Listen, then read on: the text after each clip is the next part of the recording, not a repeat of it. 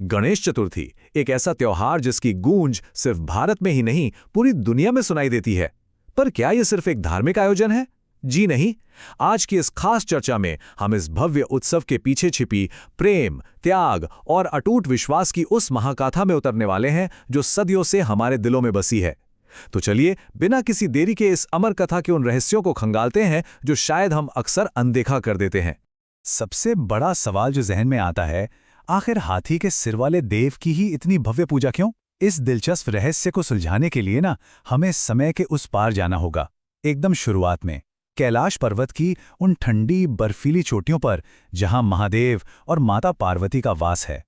इस पूरे उत्सव की आत्मा को समझने के लिए हमारा उस प्राचीन काल में जाना बहुत जरूरी है। ये कोई आम जन्म की कहानी नहीं है। ये घटना बेहद चमत्कारिक और बहुत तेजी से घटी थी। जरा सोचिए, माता पार्वती को एक पुत्र की चाह थी। उन्होंने स्नान से ठीक पहले अपने शरीर पर लगे हल्दी के शुद्ध लेप से एक बालक की मूरत कर दी और फिर एक मां की असीम ममता के चलते बस कुछ ही पलों में उस मिट्टी की मूरत में प्राण आ गए। और कमाल की बात देखिए, कुछ ही घंटों के भीतर वो नवजात बालक अपनी माता के आदेश पर द्वार की रक्षा के लिए तनकर खड़ा हो गया। ये है मातृत्व की वो अद्भुत शक्ति जो पलक झपकते ही जीवन रच सकती है। अब यहां आकर एक बहुत बड़ा दार्शनिक धर्म संकट खड़ा हो जाता है। दो सबसे बड़े कर्तव्यों का सीधा टकराव। एक तरफ गणेश जी का धर्म, अपनी माता के उस सख्त आदेश का पालन करना कि कोई भी अंदर ना आने पाए, और दूसरी तरफ भगवान शिव का अपने ही घर में प्रवेश करने का स्वाभाविक अधिकार। वो तो कैलाश के स्वामी है ना। अब देखा जाए तो अपनी अपनी जगह पर दोनों बिल्कुल सही थे, और बस यहीं से एक ऐसे ऐतिहासिक टकराव की नींव पड़ी जिसे टाला नहीं जा सकता था। अपनी मां को दिए वचन को निभाने के लिए उस नन्हे से बालक ने जो वीरता दिखाई वो सच में रोंगटे खड़े कर देने वाली है। ये कोई छोटा मोटा युद्ध नहीं था।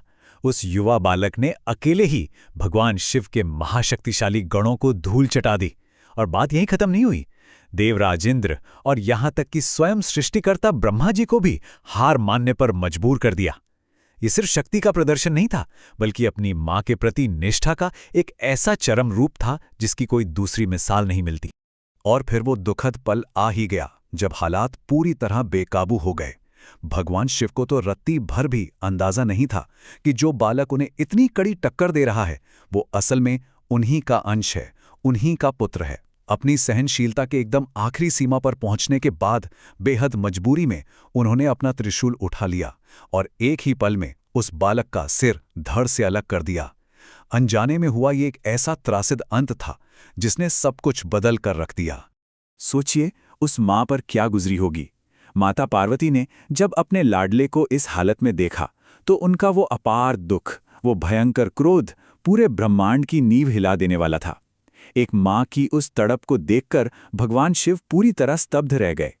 उन्हें अपनी उस भयंकर भूल का इतना गहरा पश्चाताप हुआ कि उन्होंने उसी वक्त उस बालक को एक चमत्कारिक तरीके से दोबारा जीवन देने का अटल वचन दे डाला। पर एक नया और एकदम निर्दोष सिर ढूंढना ये कोई बच्चों का खेल नहीं था। शिवजी ने गरुड़ जी को एक बेहद मुश्किल काम सौंपा। शर्त यह थी कि सिर केवल उसी का लाया जाए जिसकी मां उसकी ओर पीठ करके सो रही हो। अब पूरे ब्रह्मांड का कोना कोना छान मारा गया, लेकिन जाहिर सी बात है, हर मां अपने बच्चे की तरफ मुंह करके ही सोती है। प्रकृति के इस नियम के चलते अंत में केवल एक हथिनी ही ऐसी मिली जो पीठ करके सो रही थी, और कोई विकल्प न होने के कारण गरुड़ जी उस हाथी के बच्चे का सिर लेकर कैलाश लौट आए। और फिर हाथी के सिर के साथ उस बालक का पुनर्जन्म हुआ, गजानन के रूप में। भगवान शिव ने उस धड़ से हाथी के सिर को जोड़ा और उसमें दिव्य प्राण फूंक दिए। अपनी उस भूल के प्रायश्चित के तौर पर शिवजी ने उन्हें तुरंत एक ऐसा वरदान दिया जिसने इतिहास रच दिया कि भविष्य में किसी भी शुभ काम से पहले सबसे पहली पूजा गजानन की ही होगी। एक बेहद दुखद घटना एक ऐसे सर्वोच्च देवता के जन्म के साथ पूरी हुई जिन्हें आज हम सब विघ्नहर्ता के रूप में पूजते हैं। गजानन का ये जो अनूठा स्वरूप है इसके पीछे की फिलॉसफी कमाल की है। हाथी का सिर सर्वोच्च बुद्धि और एकदम तेज स्मरणघट शक्ति का प्रतीक है। मतलब वो अपने भक्तों को कभी नहीं भूलते। उनका बड़ा पेट ये दिखाता है कि उनमें पूरे ब्रह्मांड की तकलीफों और दुखों को अपने भीतर संभाल लेने की असीम क्षमता है। और वो एक दांत, वो हमें बताता है कि जिंदगी में झूठ और भ्रम भले ही अनेक हों, लेकिन परम सत्य हमेशा एक ही होता है। एकदम अद्भुत है ना? चलिए अब इन पौराणिक कथाओं से थोड़ा आगे बढ़ते हैं और इस उत्सव की असल पूजा विधि को समझते हैं। ये विधि बहुत ही सरल लेकिन एकदम व्यवस्थित है। सबसे पहले स्वच्छता, सुबह जल्दी स्नान करना। इसके बाद गणेश जी की मूर्ति या सिर्फ एक सादा दीपक स्थापित किया जाता है। फिर उन्हें अत्यंत पवित्र दूर्वा घास अर्पित की जाती है और आखिर में पूरी श्रद्धा के साथ उन्हें उनका सबसे मनपसंद भोग यानी मोदक चढ़ाया जाता है। ये विधि हमें साफ तौर पे बताती है कि सच्ची भक्ति में किसी बड़े दिखावे की नहीं, बस एकदम शुद्ध भाव की जरूरत होती है। यहाँ दूर्वा घास का जिक्र करना बहुत जरूरी है। ये कोई मामूली घास नहीं है। ये इतनी लचीली होती है कि कभी मरती नहीं, हमेशा हरी रहती है। इस अमरता के प्रतीक को अर्पित करने का सीधा सा मतलब है भगवान और भक्त के बीच एक ऐसा मजबूत रिश्ता बनाना जो कभी टूटे नहीं, जो पूरी तरह शाश्वत हो और अमर हो। 21। अब ये महज कोई नंबर नहीं है, इसके पीछे का महत्व बहुत गहरा है। ये गणेश व्रत के उन 21 दिनों के कठोर उपवास को दर्शाता है। अगर हम मूल कथाओं को खंगालें तो पता चलता है कि इस शक्तिशाली परंपरा की शुरुआत असल में भगवान शिव और पार्वती जी के बीच खेले गए चौपड़ के खेल से हुई थी। उस खेल में हुए एक विवाद और श्राप को खत्म करने के लिए खुद शिव पार्वती को भी ये 21 दिनों का कठिन व्रत करना पड़ा था। तभी से इस व्रत की इतनी भारी महिमा मानी जाती है। गणेश जी की उस कुशाग्र बुद्धि का एक और जबरदस्त किस्सा है, वो परम दौड़, जब दोनों भाइयों में इस बात पर होड़ लगी कि पूरी पृथ्वी का चक्कर पहले कौन लगाएगा।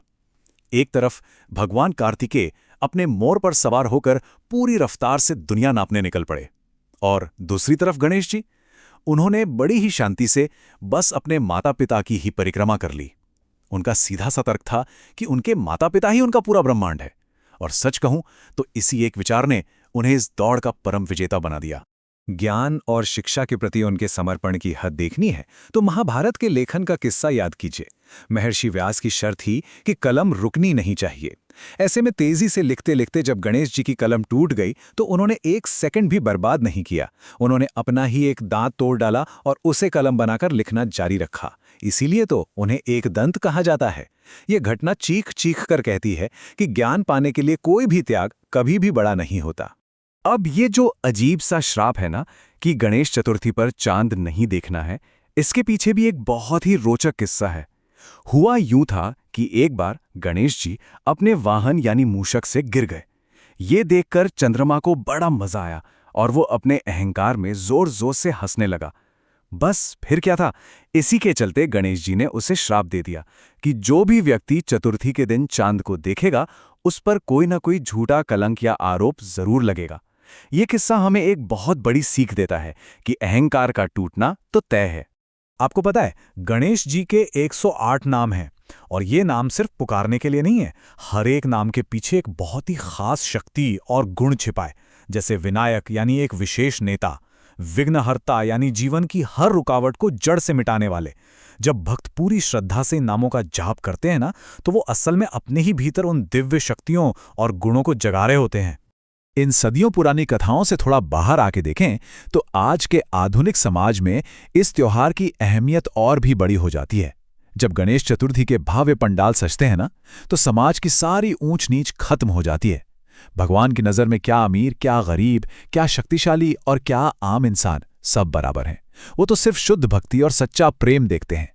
ये त्योहार समाज में बटे हुए हर वर्ग को एक धागे में पिरोने का काम करता है। और ये जो एकता का अद्भुत नज़ारा है, ये अब सिर्फ भारत तक सीमित थोड़ी है। आज ये उत्सव पूरी दुनिया में गूंज रहा है। अमेरिका, कनाडा, ऑस्ट्रेलिया से लेकर यूरोप तक हर जगह लोग पूरी धूमधाम से बप्पा का स्वागत करते हैं। दुनिया के किसी भी कोने में बैठे हों, लोग अपनी सांस्कृतिक जड़ों को इतने प्यार से सींच रहे हैं और आने वाली पीढ़ियों को इस महान विरासत से जोड़कर रख रहे हैं। यह सच में कमाल है। तो आज की इस पूरी चर्चा को समेटते हुए जरा इस गहरे विचार पर गौर करते हैं। अब जब हम गणेश जी की उस अपार बुद्धिमत्ता, उनके बलिदान और उनकी शक्तियों को इतने करीब से समझ चुके हैं, तो सोचने वाली बात यह है कि हमारे अपने जीवन की ऐसी कौन सी सीमाएं या अड़चनें हैं जिन्हें अब पार करने का समय आ गया है। विघ्नहर्ता का आशीर्वाद तो हमारे साथ है ही, बस जरूरत है उस सोए हुए विश्वास को जगाने की। तो चलिए इसी विचार के साथ आगे बढ़ते हैं। इस सफर में साथ जुड़ने के लिए बहुत बहुत धन्यवाद।